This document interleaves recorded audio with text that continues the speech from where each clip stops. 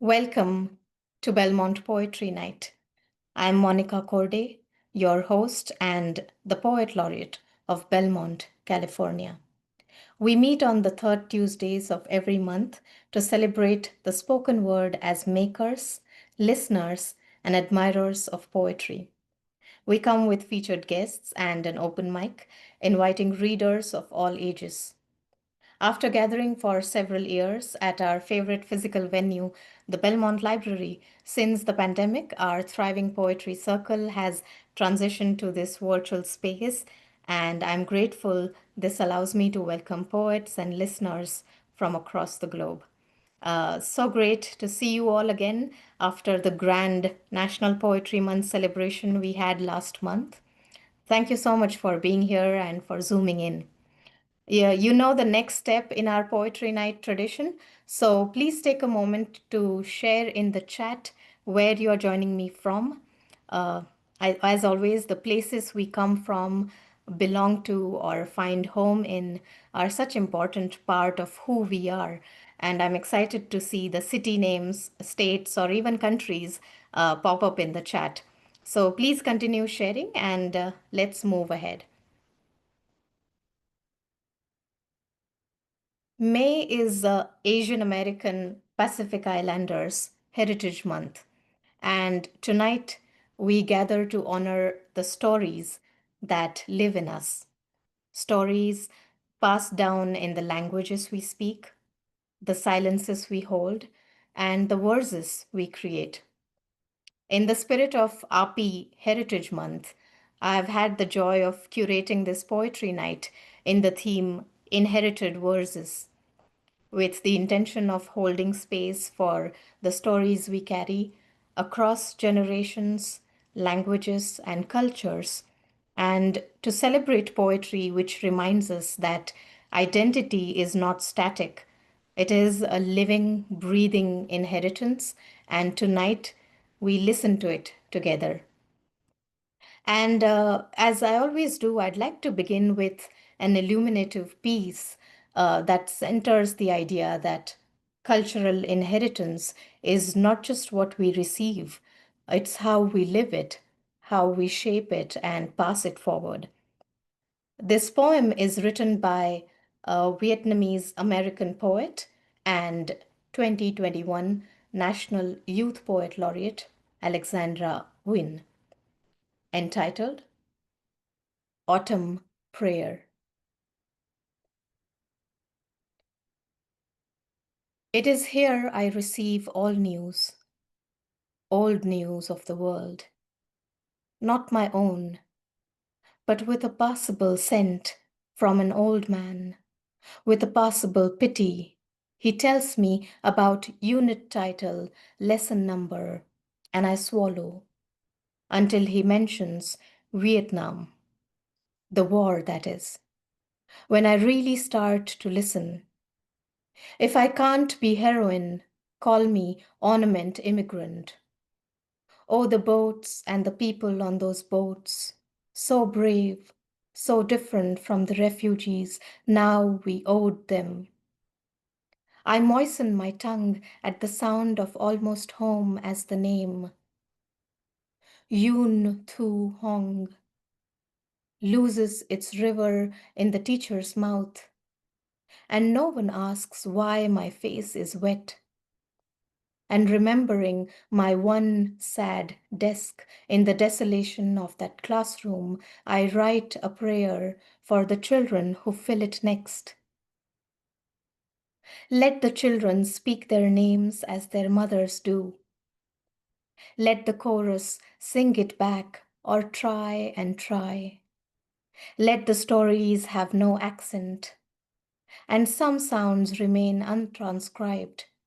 Let the children fill the space with memory. Yes, the coriander. Yes, the silk. Yes, the stomp, the duplex, the honey, the beads. Yes, the asphalt, the drum, the sneakers, the curls. Yes, the incense. Yes, the white bread. Yes, the chain link, the copper. Yes, the stars, the ballads, the cable bus, the river. Yes, the multiple. the many. Yes, the love. Yes, the love.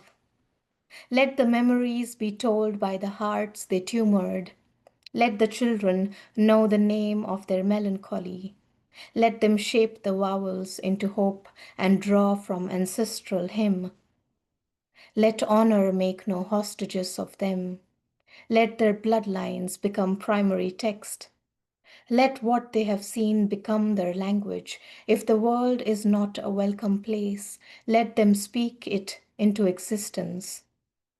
Find shelter and strength in one another to go the distance that spans across what we've been given and what we deserve. Self sovereign smiles and applause at every turn. And it's not so impossible when you stop to consider that we are bigger together as brothers and sisters. Thank you. Thank you so much. I'll let that poem sit with you for a second. I love the language of this poem. It's so lyrical and image rich, with a soft tone that builds into a rhythmic, almost incantatory list of affirmations. Yes, the coriander. Yes, the silk. Yes, the storm. It's as if the poet is gently reclaiming all the things that make up a life that straddles two cultures. The poet comes from as a Vietnamese American. And what I loved about Wynn's poem is that it is not just a lament, but it becomes a prayer, a wish for future generations to be able to say their names with pride, to see their own stories, foods, rhythms, and languages fully honored in their spaces. And much of Wynn's poetry turns heritage into power, which I really love. And ultimately, this poem is about reclaiming narrative. And Alexandra Wynne also was the 2020 Sacramento Youth Poet Laureate and the first Southeast Asian American to hold the position of the National Youth Poet Laureate in 2021.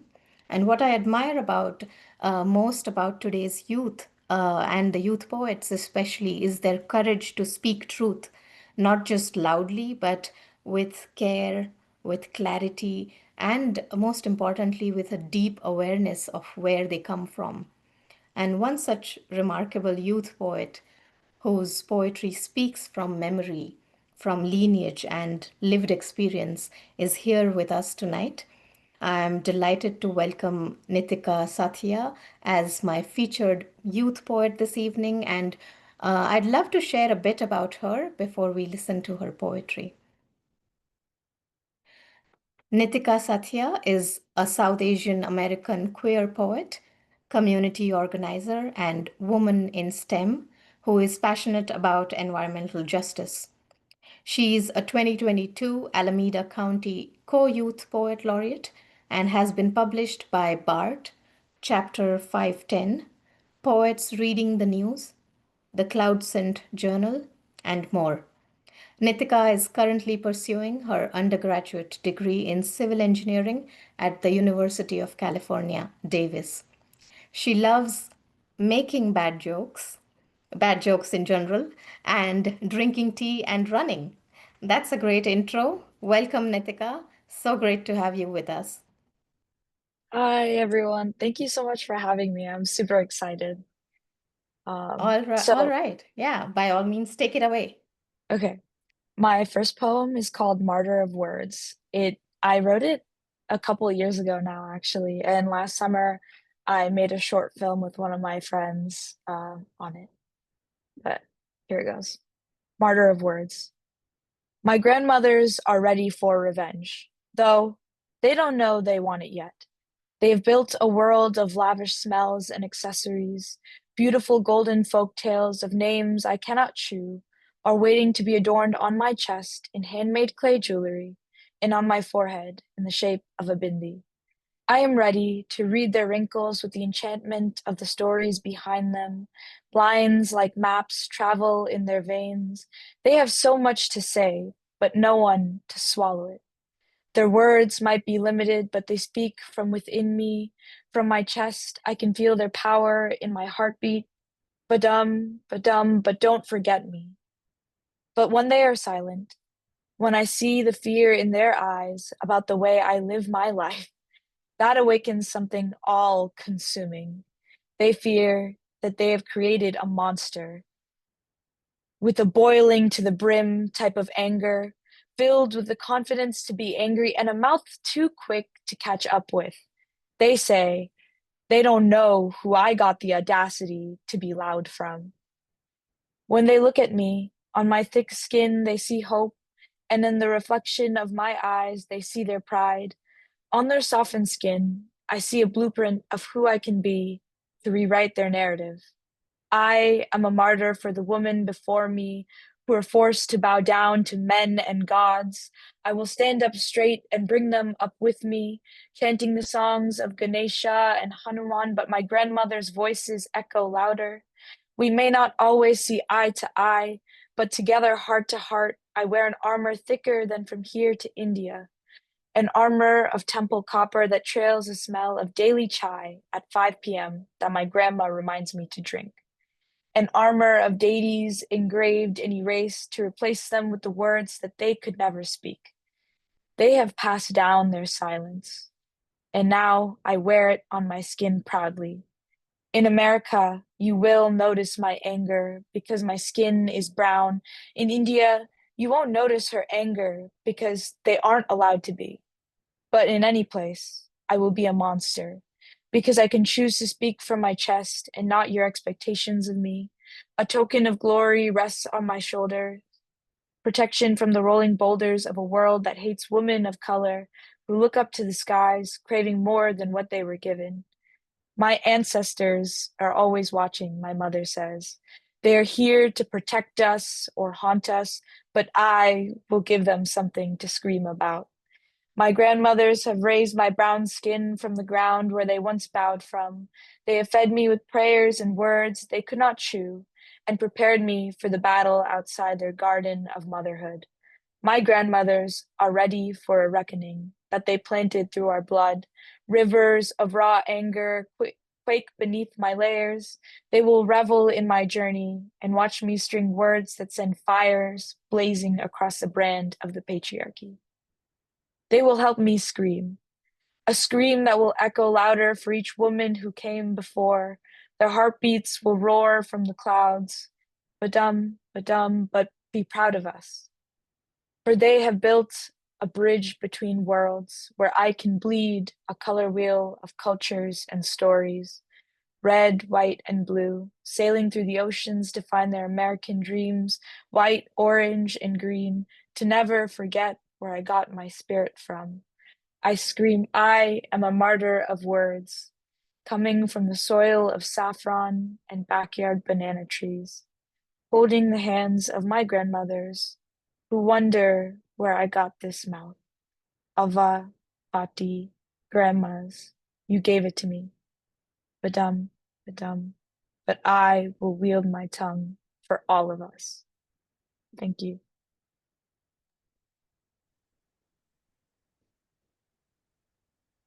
That was beautiful. Thank you so much, Nitika, for offering that piece. I believe I saw a beautifully made short film on YouTube featuring your remarkable grandmothers and you reading this very poem. Is that correct? Yes, my friend who's actually in film school right now, Jillian Kaplan, filmed it and like directed. We co-directed it. It was a Perfect. summer It project. Awesome. Yeah, it was beautiful. And I'll definitely share a link to that shortly in the chat for everyone to view it later. Definitely, you should all catch it, and you'll feel the poem in a very different way as you watch that short film. But I'd like to all of us to go back to some of those lines in there. I love that opening. My grandmothers are ready for revenge, though they don't know they want it yet. What a powerful opening line that is. And I love how this piece pulses with ancestral strength and quiet defiance and the kind of truth that unfolds layer by layer. like the lines which truly resonated with me. And they said, "For they have built a bridge between worlds where I can bleed a color wheel of cultures and stories." Beautifully crafted lines there again. And in the context of storytelling and the power of the narrative to bridge cultural divides, uh, if you've heard of and his poet Ocean Wong once said that when you're telling stories, it's very hard to hate each other. And I feel your poetry carries this wisdom forward of bridging the two cultures that shape you and opening a space for understanding and connection through every story you tell us. And what I especially admire is how you weave themes of family and ancestry with a striking balance of tenderness and fierceness, and it beautifully echoes through our theme tonight, inherited verses. So to start off, I'd like to the question that I had for you is if you could share how your personal roots, whether it's your family relationships, heritage, and a sense of self, how have these shaped your voice and vision as a poet? Yeah, I love this question. Mhm. I actually only really took writing seriously when the COVID lockdown happened. So I was in eighth grade, seventh grade. Um, and one of my really close friends who's watching right now got me this little notebook, and I wrote in it every day, and she would be the only person I'd show my poetry to, actually. And then yeah, I never really realized how important writing was for me. In fact, most of the time, even now when I write, I don't really know what I'm going to write about. I kind of just collect these symbols and lived experiences until I feel like it's built up enough and I reach that poetic state of mind where I just have to write it all out. And I go through phases with how often that happens. Um, but yeah, I use poetry to help me understand my environment and my identity.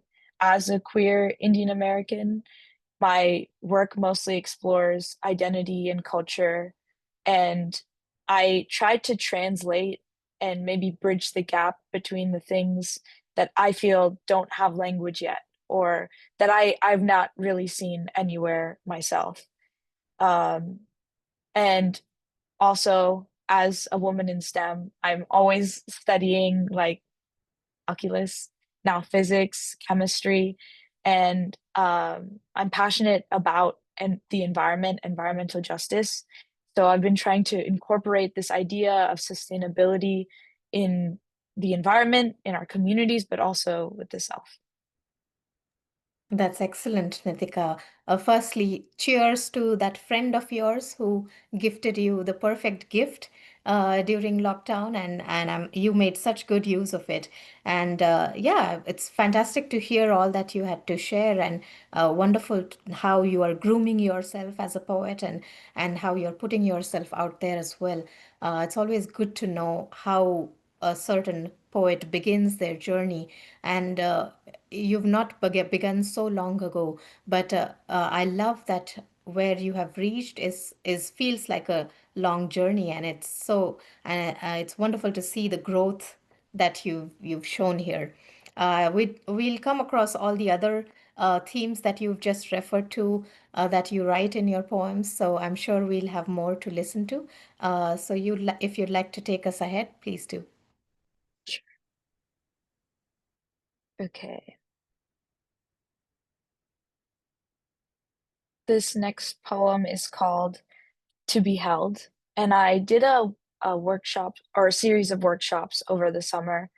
And this was one of the poems that came out of that. Actually, the main theme of the workshop was to learn and learn about the language around your environment, whether it's people and your physical environment and things like that.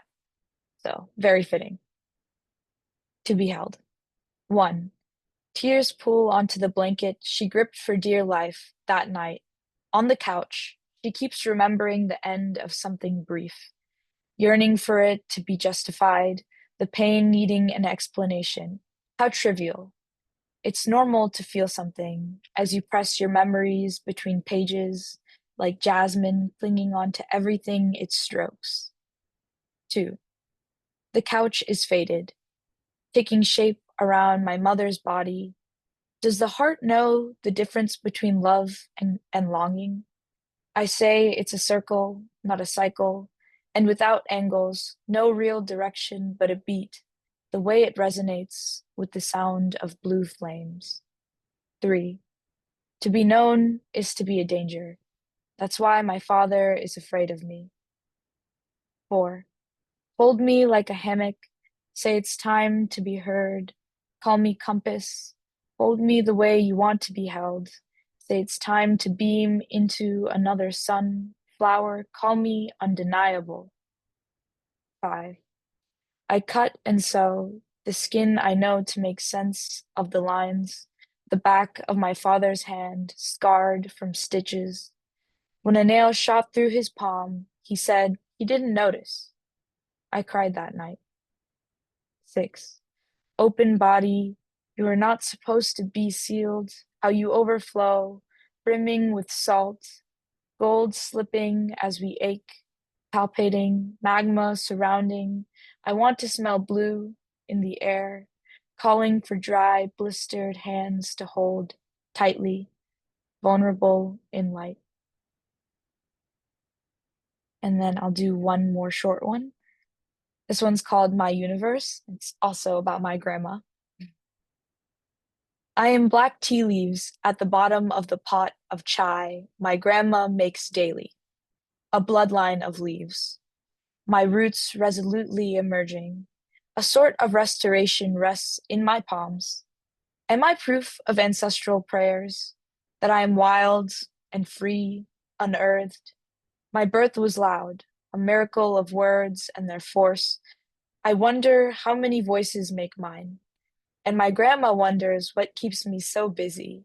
And I want to tell her I have many lives to live. I write in all tenses, past the evil eye. Third eye perspective is a revolution.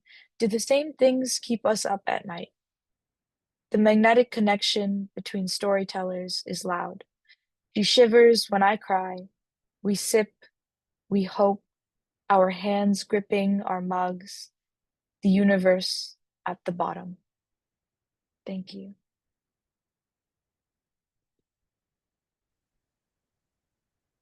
Again, really strong pieces there, Nitika, and beautifully read. I love the way you're reading these pieces as well and really letting us into those words that you're sharing. Just like your poem title says, to be held, we feel held within your poems tonight. And I love both the pieces and the one that you just read, My Universe. I love how you are celebrating your grandmothers in so many of your pieces. Yeah, blessings and love to them back home. I think they are in India. They visit a few times. They come back and forth. Yeah. Okay, great, wonderful. And going back to some of those lines there, I wonder how many voices make mine. My grandma wonders what keeps me so busy. And I want to tell her I have many lives to live. Wonderful. I often find myself drawn to the work of poet Lee Young Lee, whose reflections on identity run very deep.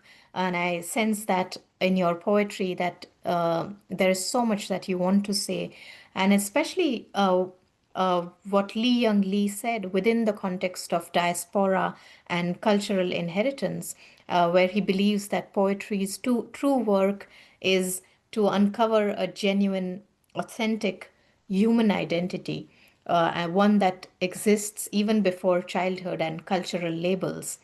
So, building on that idea, poetry, I think, can also be a powerful act of remembrance and resistance, which your poem clearly shows and reflects. And as we celebrate RP Heritage Month, I'd like to ask, how do you see poetry shaping or reshaping cultural identity?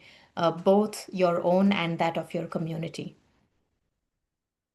Right. Also love this question. I love all the questions. For me, a lot of the times, especially growing up, I felt very lost between the two cultures. Um, I personally, I can't really speak in my mother tongue. I can understand the languages both my parents speak easily. I understand when my grandma speak it, but out of my siblings, I'm the only one that can mostly understand and also try to speak.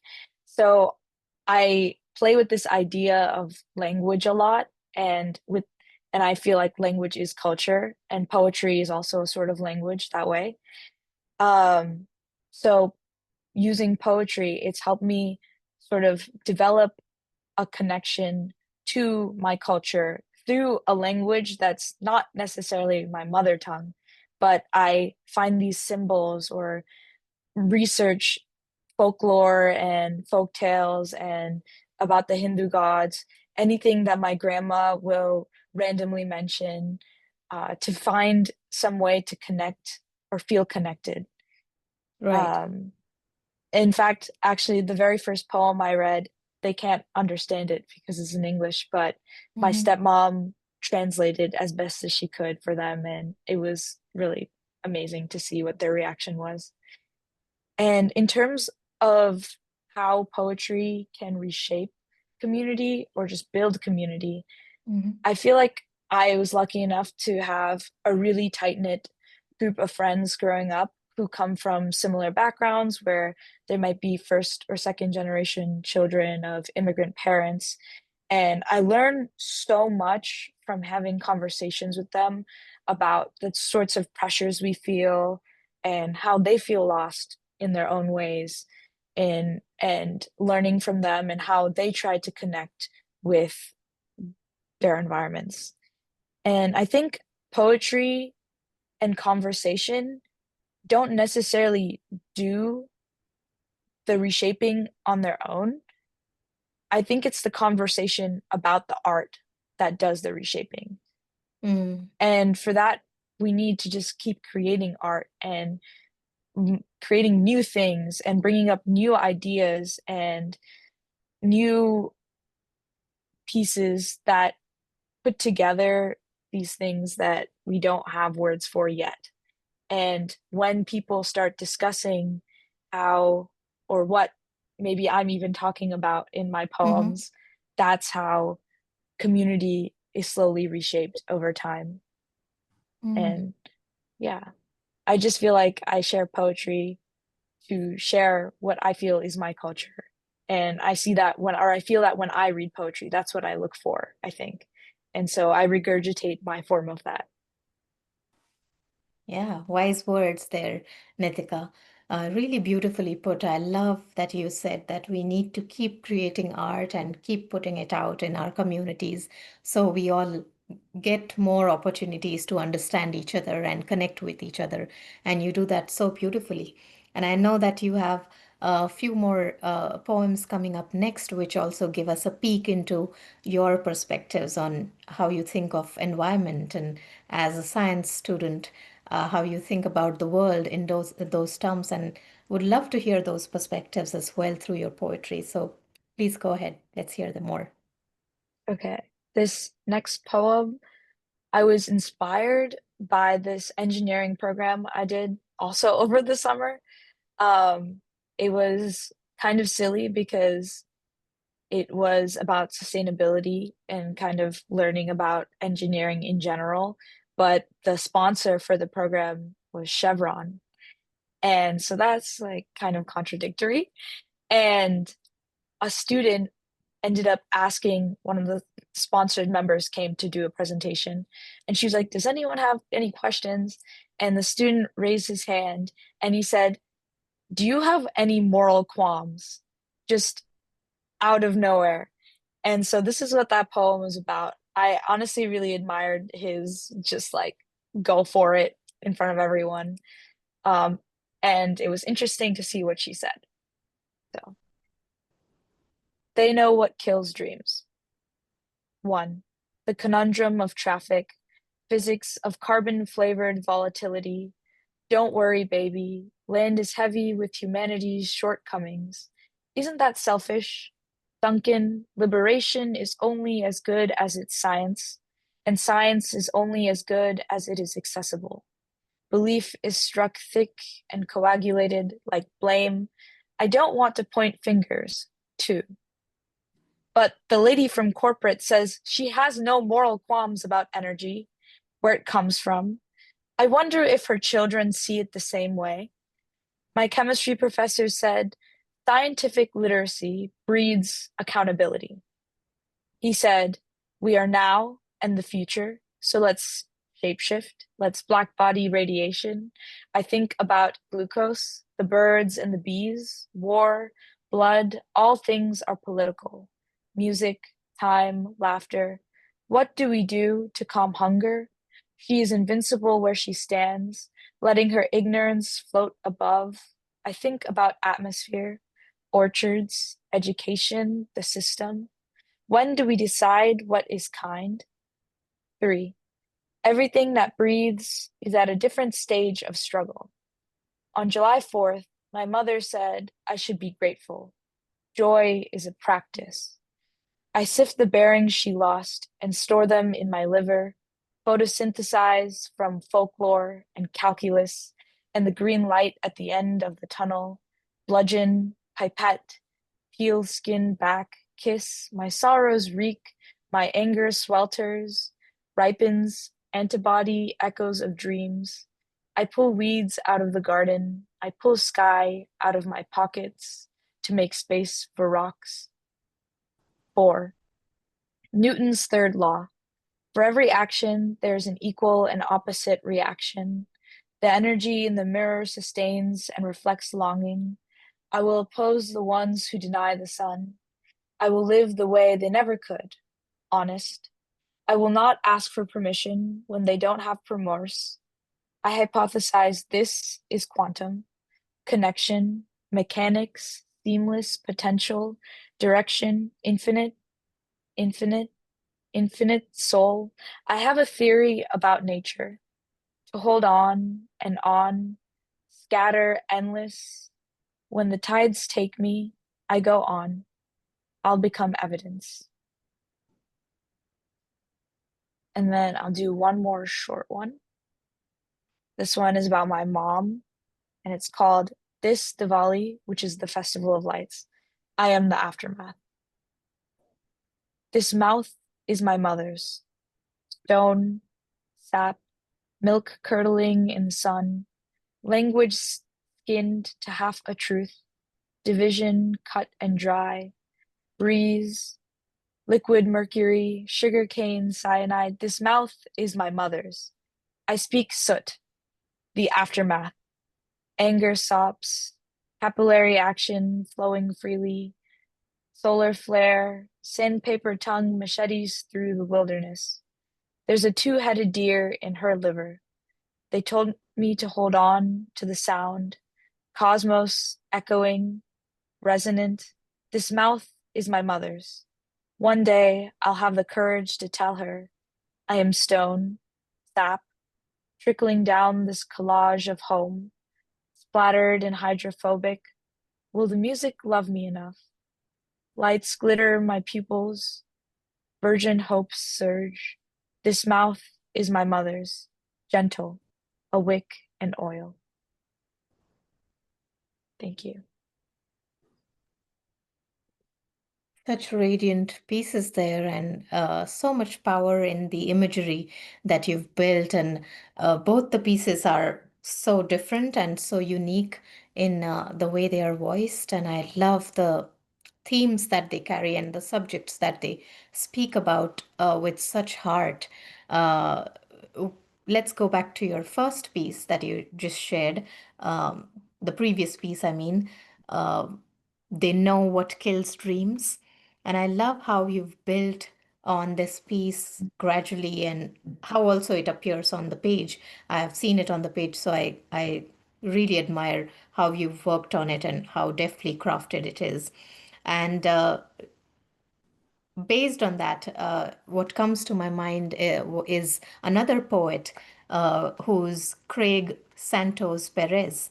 If you've heard of him, he's an indigenous Pacific Islander from Guam, and he's a poet and a climate advocate who's written some brilliant environmental poetry, such as Love in the Time of Climate Change or 13 Ways of Looking at a Glacier.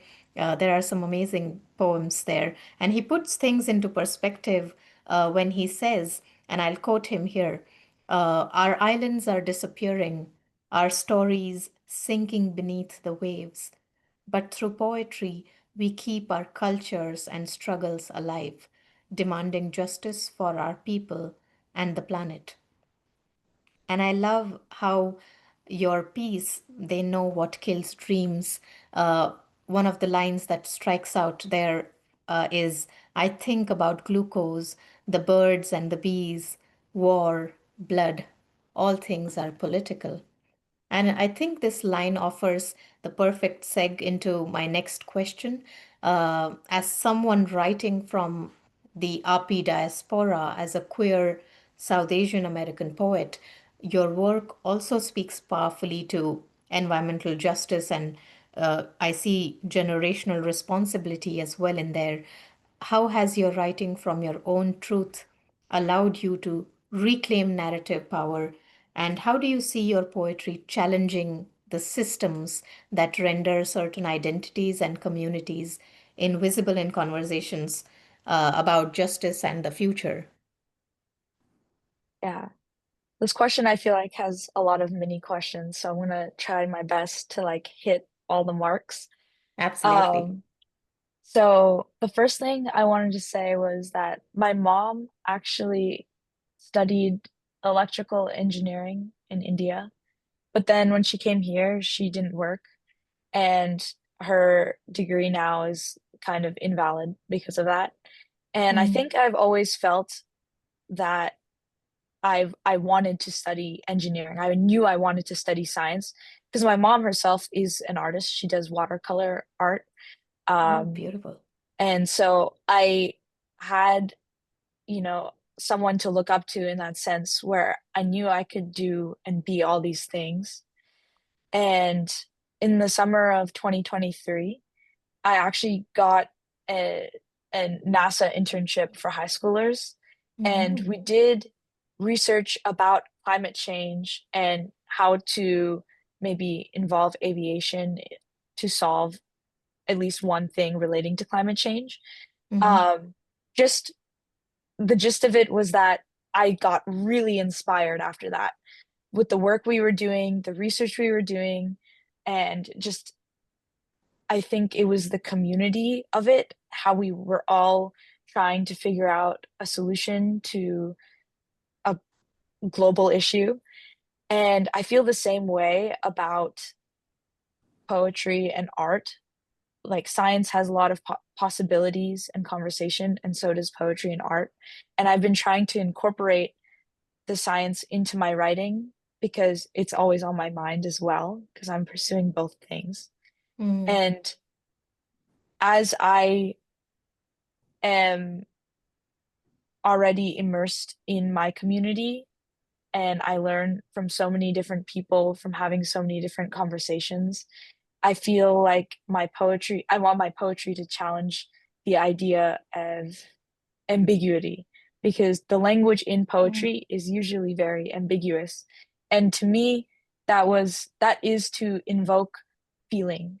And the imagery can still be concrete, but I want to call out like corporations and certain people and invoke anger in people to make them feel something and drive change because I especially feel that at least recently people are desensitized to all the violence and insanity that Mm-hmm. is going on, and I want to make space in my poetry for anger and also an innate resilience to continuing to do the good work that we should be doing. Very well said, Nitika. I love that you said.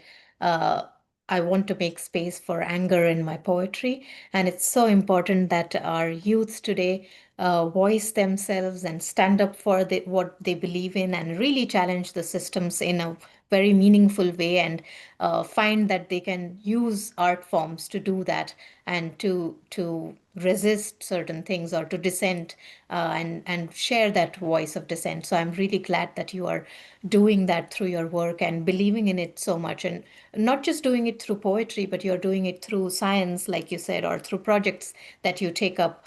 And I'm really happy to hear that you've woven woven into your poetry your mother's heritage as well, and what she brings into you for you. And we hear that in the poem that you just shared about the poem that was titled Diwali.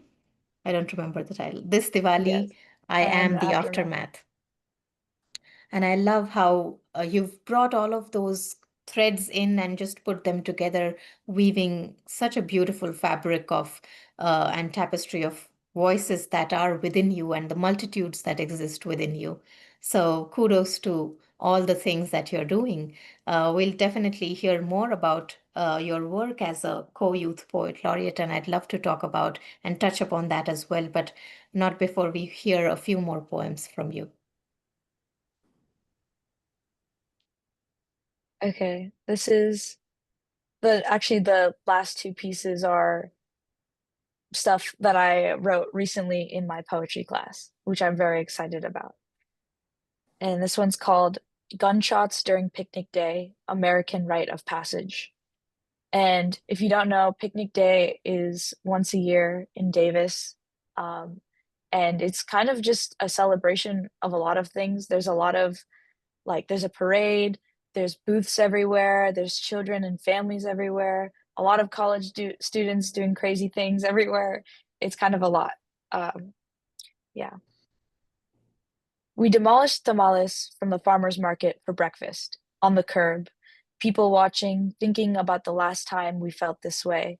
Body is ready for joy. Let's default. We ease into sunlight, into pollen-kissed super bloom.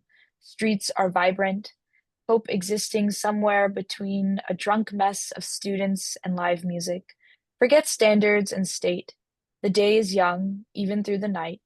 Everyone is soft and animal. We celebrate, hold hands, shots fired somewhere between children giggling and people in love.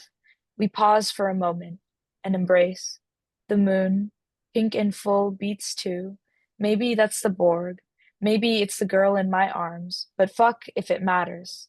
Stars are out, but we absorb flickering police lights by the fence. Because safety is a concept of prevention, and government loves to show up late, comes armed, slick with blame. What I imagine hell is three-headed bull ramming into the sun, the contradictory nature of goodness and what goodness wants. My parents left India for the American dream, to worship a force without grace, and I find my way close to the heat. I dance, kiss my girl, dress with little left for the imagination. I embody it, find hell and make it small, carry it like a pocket knife or superstition, a promise, cautionary protection. Let's default. All I know is change is what change does. Dreams are delicate on my tongue. We speak blurry, loving into the night, brand new.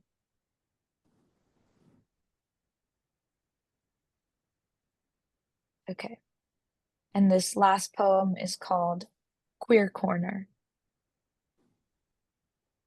It's been a while since I've felt 13, terrified by my teeth, how I've learned to bite my tongue since and let it salt my throat. I've grown accustomed to the taste of losing to myself. My mother taught me that by accident. She said she didn't know how to love me, all her shadows, shadows of mine. I've been told about the water, how it takes shape of any vessel. My roommate and I discuss how queerness is heavy, and it's that heaviness which allows us to see the world so full. Grief tugs every fiber of us as we laugh about our shame. We contemplate, uncover skin, sin, song. Call this the relative path of an object in motion. We are all chasing the same. Slow down. I say, I'm afraid, I'm vulnerable all the time. It's infinite how we flower into fruit. We linger in this language of shape and how we shift. Silk in the wind over a lake, dancing for nobody, and every ripple swoons in response to its grace. Every thread weaves us heavy through all the things we are afraid of. The insides of my cheeks heal over my silence. I taste orchards, and we flow into forever, unresolved. Thank you.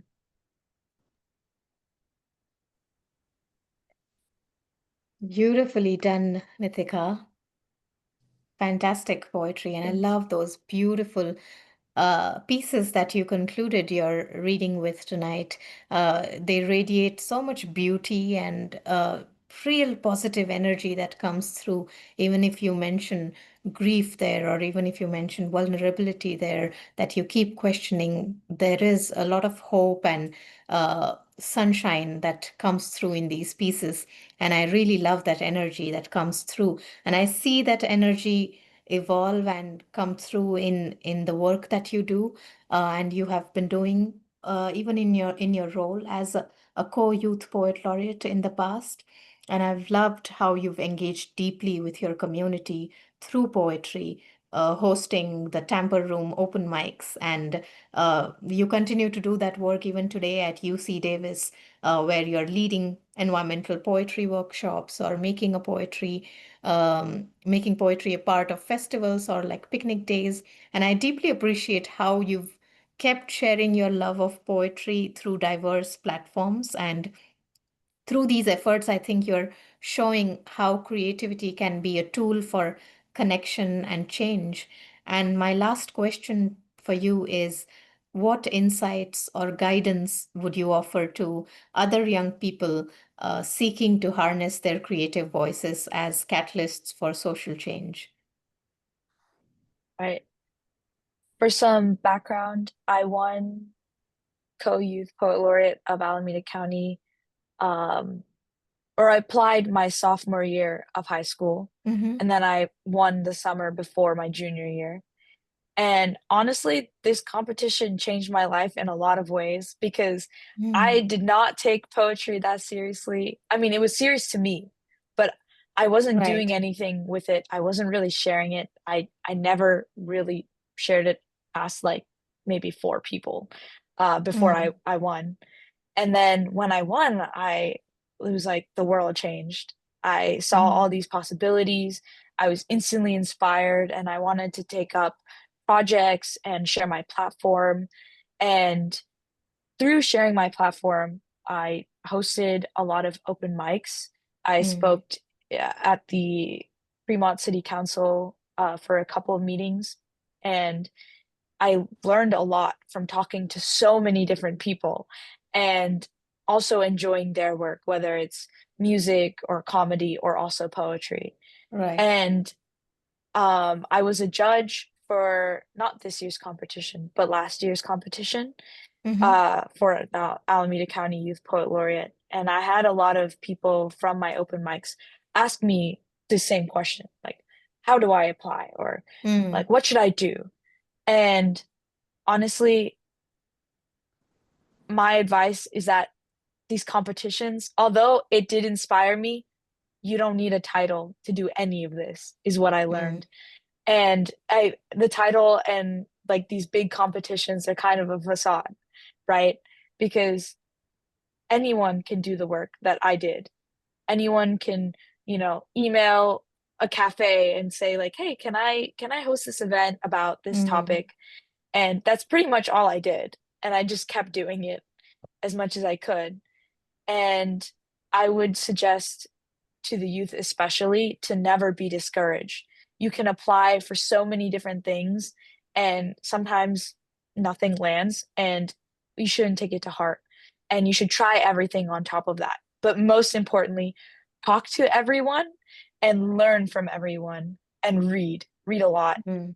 Um, And personally feel like the power of your voice will never come from prizes or medals. And I mean, that's a plus, like that's great. But it comes from the depth of your passion. Because if you stop once you win a title, which few people have done or I've seen it happen, you're not really getting anything out of the title and you're not doing anything with your voice, right? Mhm. But I would say stay vigilant and open-minded to projects and collaborations with people. And at the end of the day, I think with art especially, community is what is most important, whether it's the people who are your audience or the people who want to follow whatever project you're working on, right? And that's what's most important for societal change and just understanding and love in general. Absolutely. Great takeaways there, Nitika. I really love that you said that you don't need a title to do the work you really want to do. Such great advice on just be courageous and keep speaking your truth and find the depth of your passion to find that, keep finding that voice and just going for it. So I really love how you are so encouraging even in with the interactions that you have with other youth poets. And I want to just mention, Nitika, that uh, it beautifully reflects the spirit of honoring RP voices during RP Heritage Month, what you've shared tonight. And I want to thank you for your poetry and for sharing your voice with such honesty and purpose. And I'm sure everyone who's listening to you tonight knows that your work is not only powerful, but it's truly paving way for others. That title also holds that significance that they have seen you working in that title and create meaning and bring meaning to that title. So, especially for the youth and many communities you represent, uh, it really highlights the power to speak up, to connect, and to create change. And I'm so glad we got to witness your words in action tonight. Thank you so much again, Thank Nitika. you. Thank you for having me and thank you for everyone who is listening because I wouldn't be here otherwise, right? Thank you so much. Well, you're most welcome, Nitika. I'd like to give the audience a moment to share their thoughts with you. And meanwhile, everyone, please keep an eye out for a link to Nitika's work in the chat. I'll be just sharing it shortly. Feel free to unmute yourself if you wish to speak now. Well, I want to say that you can't see me except for a picture, but you're going to be a hard act to follow. Really brilliant words, very passionately delivered. And I thank you so much for sharing them and a lot of food for thought as well. Thank you. I'm excited to hear everyone's open mic stuff.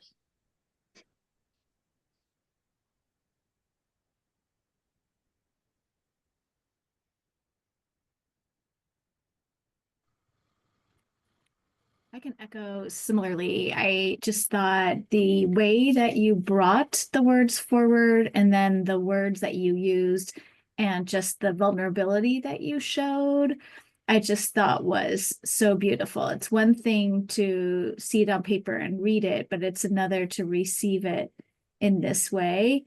And also with the beautiful garden behind you. So just wanted to thank you for that. Yes, wait, there's some background about this. This is actually the garden that's really close to my childhood home, and I'd like go there almost once a week. And I feel like I have a lot of memories here, so I had to bring it. I had to put it in the back. Perfect. I love Where it. is it? Where is it?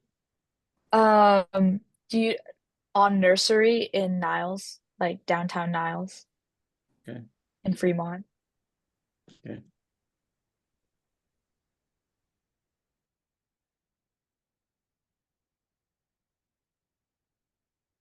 I wanted to say, like, I also have a science background, forestry, and sometimes for me it's challenging because I have that science brain that's focused on specifics like kilograms, liters, newtons, joules, like very specific measurements, but then also the creative side that's more arbitrary. And I think you are able to bring both to your poetry and your personality. So I think that's really cool. I just want to voice my appreciation for that.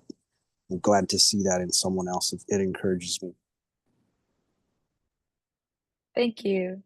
I I feel like I don't know which side of me works. I feel like both of them, both sides, the creative and maybe science side, work together in a lot of ways because I am very perceptive. And so that's how I remember these symbols or like moments. And eventually I'm like, oh, I should incorporate this in a piece of art.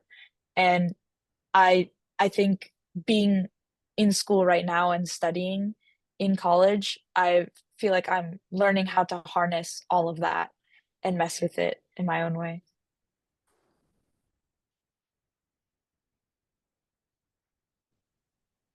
Yes, thank you very much. You're so poised and inspirational, and gives me hope um, for the future.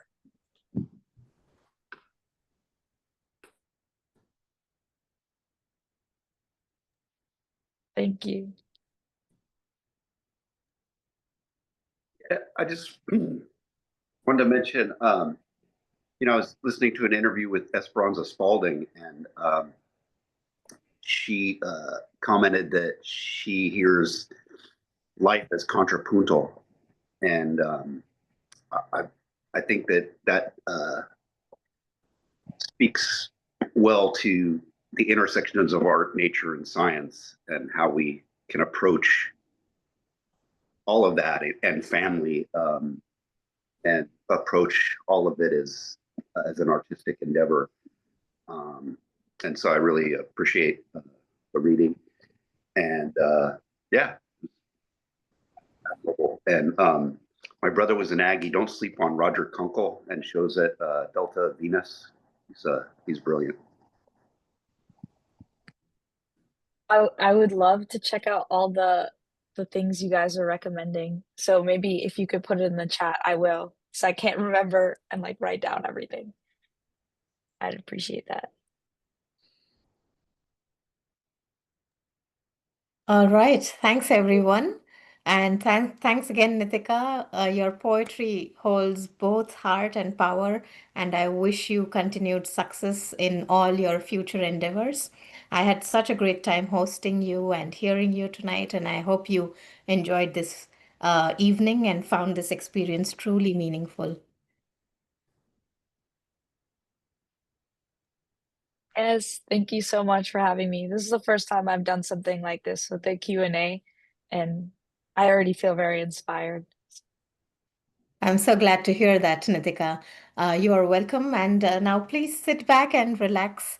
And I shall invite you again at the end of our open mic segment to offer us a closing poem.